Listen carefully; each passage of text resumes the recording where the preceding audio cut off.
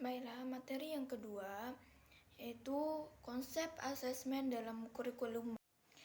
Konsep asesmen dalam kurikulum merdeka.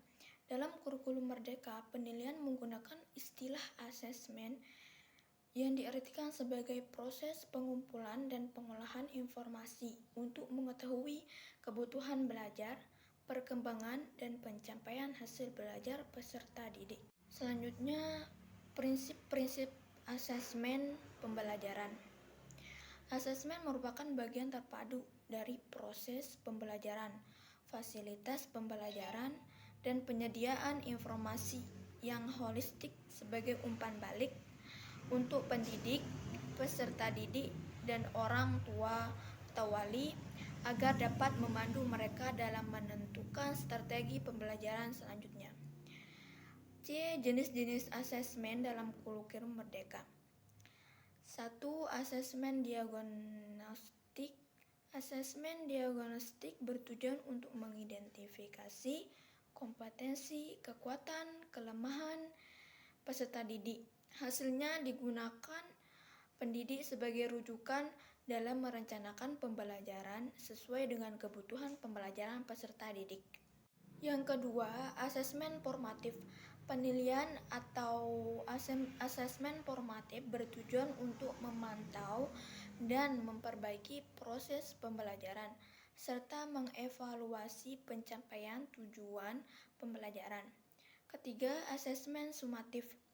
Asesmen sumatif adalah asesmen yang dilakukan pada akhir pembelajaran. D. Perencanaan asesmen pembelajaran. Tahapan yang dapat dilakukan dalam merencanakan asesmen adalah merumuskan tujuan asesmen yang berkaitan erat dengan tujuan pembelajaran. Setelah tujuan dirumuskan, pendidik memilih atau mengembangkan instrumen asesmen sesuai tujuan.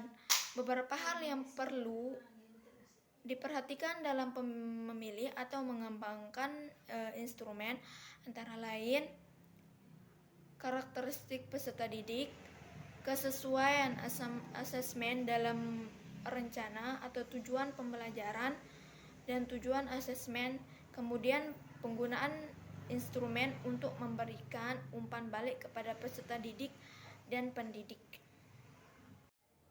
Selanjutnya, bentuk asesmen dalam kurikulum merdeka. 1. Jurnal. 2. Esai. 3. Poster. 4. Tes tulis. Adapun yang tidak tertulis yaitu diskusi kelas, drama, produk, dan presentasi. Selanjutnya, refleksi dan tindak lanjut pembelajaran dan asesmen. Asesmen tanpa umpan balik hanyalah data administratif yang kurang bermanfaat untuk peningkatan kualitas pembelajaran dan asesmen. Hasil asesmen peserta didik pada periode waktu tertentu dapat dijadikan sebagai umpan balik bagi pendidik untuk melakukan refleksi dan evaluasi. Asesmen terhadap perencanaan pembelajaran dapat dilakukan dengan cara sebagaimana: 1. Refleksi diri terhadap perencanaan dan proses pembelajaran. 2. Refleksi diri terhadap hasil asesmen yang dilakukan oleh sesama pendidik kepada satuan pendidikan dan atau peserta didik.